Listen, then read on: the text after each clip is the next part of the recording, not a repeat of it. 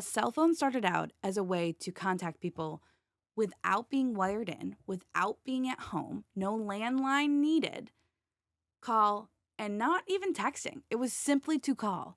And now a cell phone is another extension of basically our body. And that's a little scary, don't we think? I am listening. It's Liz. The thing about cell phones, I am a big advocate for the internet. I love being connected 24/7. If I didn't have a cell phone, I would be lost constantly because GPS is my best friend. But isn't it crazy to think of where we started, where we are at in 2026? Because back in the day when I was in the 6th grade, I got my first cell phone. And that first cell phone, I want to say, was like a Nokia brick, to be honest. And it was calling, texting very rarely. And like, of course, you could only call or your minutes were like free after 9 on the weekends, all of that crazy stuff. So it mattered how many messages you sent. And then it was like a huge deal if you hit the internet button by accident and your family did not want to pay for the internet on that phone. So my first phone happened then. And then, of course, every year it got a little bit different, right? And then all of a sudden Verizon was having like razor phones and chocolates and the Envy and like things evolved, right? Blackberries became a thing when I was in high school. I didn't have one, but like you could have is it BBM status or something? And everybody cared about that. That was like so much drama going on. I remember I used to have to text Facebook a status that I wanted to have put up in real time. That is a wild concept. I mean, the start of a camera phone was during, I want to say it was either like late middle school, early high school, of when we actually started to get them. And I remember thinking, like, that's so crazy. I used to have to carry around an iPod, a camera, and a cell phone, which is wild. So let's talk a little bit about how different it is now to have access to you 24/7, no matter where you go, because the phone goes everywhere with you. And if you look at people, they have it in their hand. If they don't have pockets, they're holding it. We've created bags and everything and anything to make it so that you constantly have this phone on you. And are there good parts about this? Of course there is. I'm not saying that I want to go back into like living like the Amish. I'm just saying that there are times where I'm like, what am I doing? I've wasted hours of my life sitting here and scrolling online. And I've noticed it a lot right now. I need to purchase nothing else. Okay. I am sitting in front of my overwhelmed closet. I am looking at my own home with all of the stuff that just keeps adding up. I need to look and buy nothing else. Right now, Instagram, TikTok, it's just a lot of things that I'm noticing. They're trying to influence me. I'm very easily influenced. And also if I'm on Facebook, I'm on Marketplace. So like I am realizing like what am I doing? I don't need to purchase anything more. I need to stop watching this kind of stuff. I need to get off of this content. I need to get back outside. And my 90s summer that I have for this year, this idea of like disconnecting and kind of trying to get back out there and do hobbies again and enjoy, it's kind of gotten me thinking, like, what are we doing in 2026 that we have everything at our disposal? We can never get lost. We have every MapQuest. We have Google to ask any question that we could possibly need. We have access to know what the weather is like in a country that we're not even close to. And yet, why do we feel like it's not enough? Like, why do I feel like I haven't moved quick enough? Why do I feel like everything is in a rush? I've seen these videos online of kind of people talking about like, you don't need to live your life as if you are rushing. And it was good examples of just like people like speed unloading the dishwasher or speed eating or whatever. And yes, there's times where we do have to rush, but why do I feel like a lot of it is because of what we've created in 2026, this mindset, this way of living your life where it's just like constant interactions all the time. Like back in the day, you would tell a friend, "Hey, I'm going to leave my house now. We'll meet halfway. See you then." And then that was it. And if they took a minute extra to leave the house, if somebody showed up and like whatever, you didn't know. And there was no way to contact you. There was no way to tell you. I think a lot about like when my parents would go out and they'd be like, okay, we have these plans. We're going to go show up here. If you showed up to the movie theater and the other person didn't come, I mean, I can understand why people get stood up. I mean, I know it still happens now because people suck, but I can understand why people got stood up before and how, like, but you could also be like, oh, I wasn't near a phone. Like, I feel like you get away with it so much easier than you can now because now it's like, oh, you couldn't just send a text. You couldn't say, hey, I'm going to be late today. Hey, I'm going to be doing this today. Like, what are we doing? And so I was really thinking about it because I have been getting a lot of influenced ads, okay? Facebook, Instagram for Brick. Brick is like a device that you can use to tap your phone to it and it will turn your phone back basically. It will turn your phone go backwards into literally nothing is going to work so that your phone is bricked. You can get a call and you can text, but that's it, or it can turn it into like a flip phone. I think that there's like different versions of what it can do.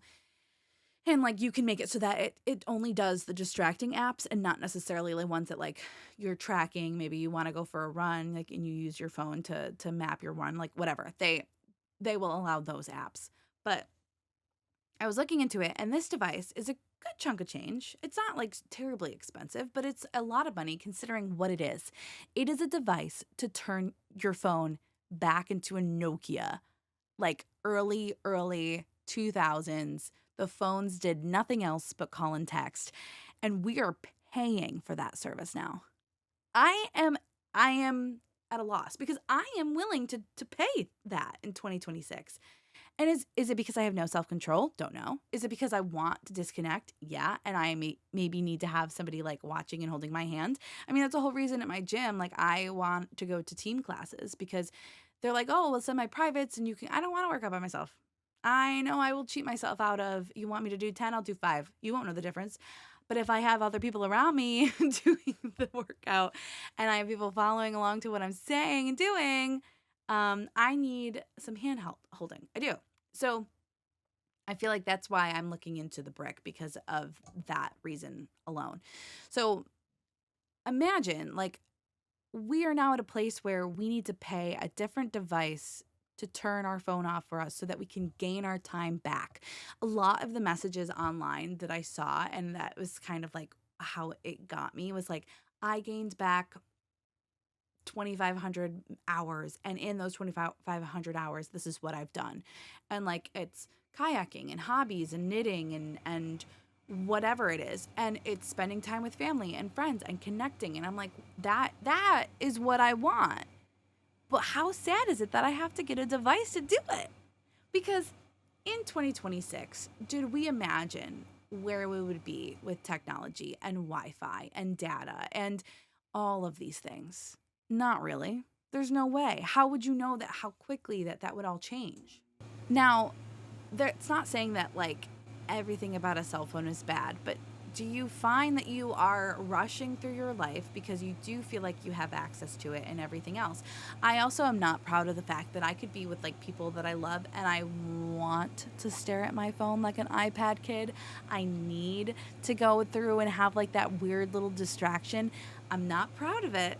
It does happen. And that I think is also why I'm interested in the brick. I want to get my attention span back.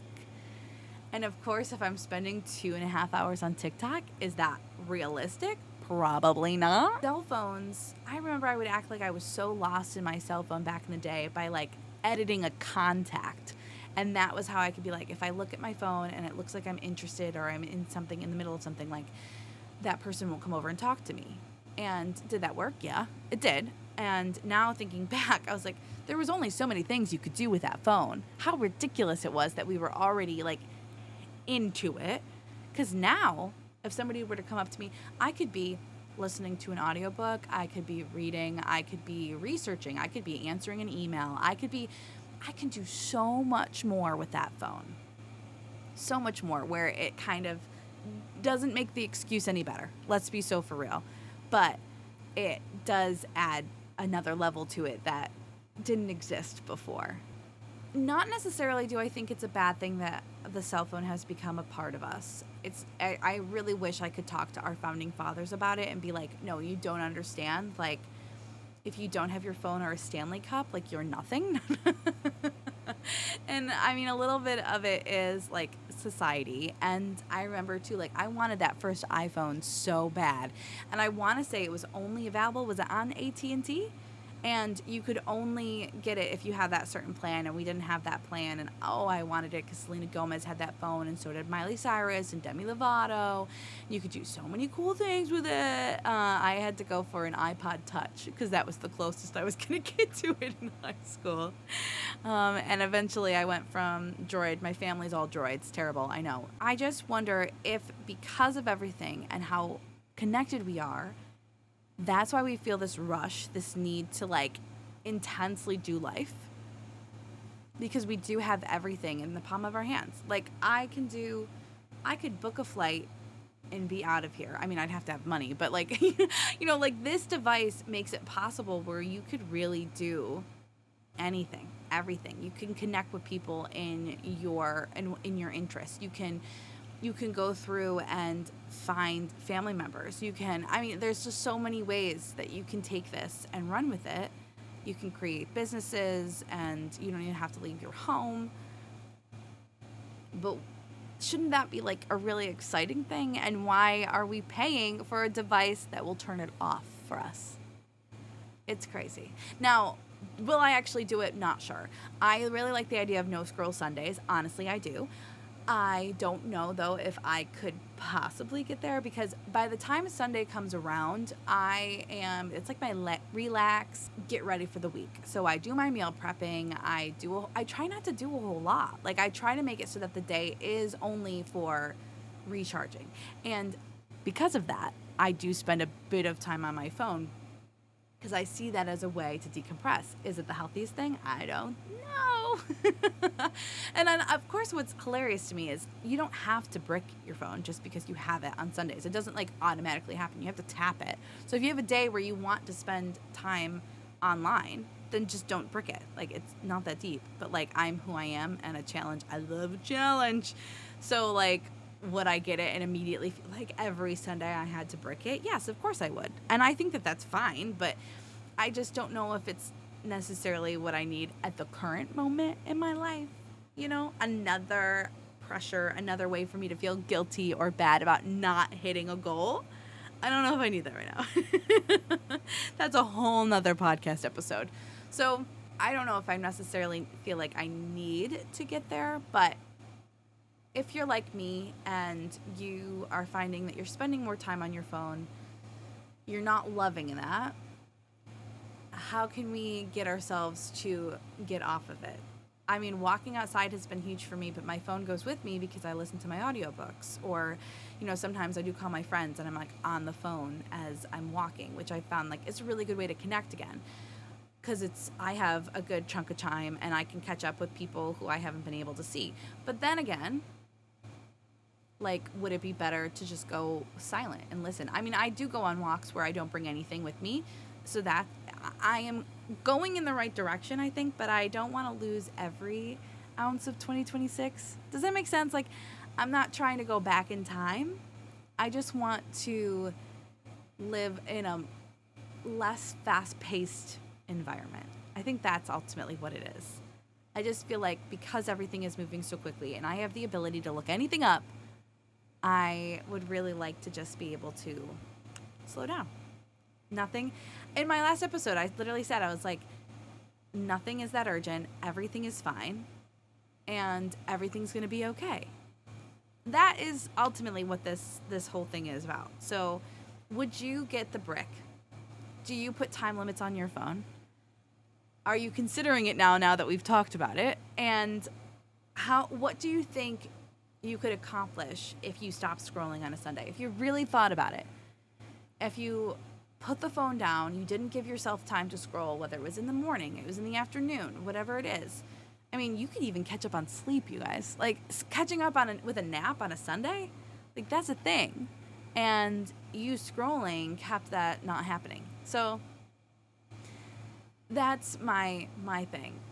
What do I want to do instead? Do I really have any big hobbies that take up a ton of time? No. but I want to craft a little bit more. I want to color. I want to maybe cook, maybe bake. I'm not good at any of those things. I really don't know if that's what I want to necessarily do. I just know that scrolling is not it, because all I keep doing is spending more money in the TikTok shop. So I need to get myself off of that. So a quick episode, which is hilarious because the whole concept is like to slow down, but it just makes you think about what has become so normal. The normal has been to have a phone attached to your side and do nothing without it.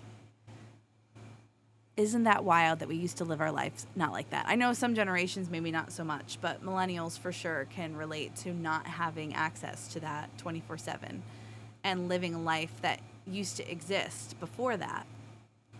I'm having a hard time even remembering that. So have a fantastic rest of your day. I love you, I mean it. And call me, beat me if you want to reach me.